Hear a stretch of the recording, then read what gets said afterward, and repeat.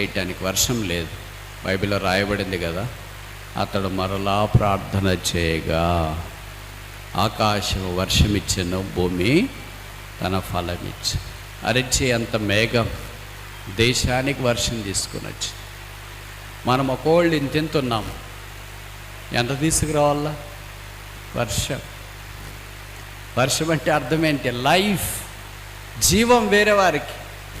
ఎంత ఎండిపోయినవైనా వర్షం పడిన వెంటనే, గ్రామాల్లో అంటారు కదా, నీళ్ళు వాసన తగిలిన వెంటనే ఎండిపోయిన చెట్టు అట్లే మొలుస్తుందమ్మా, ఆ వాసనేమో కానీ ఆ నీటికి అంత శక్తి.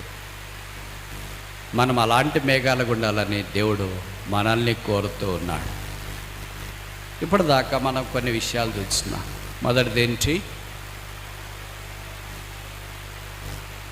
ఫెయిత్ వితౌట్ వర్క్స్, క్రియలు లేని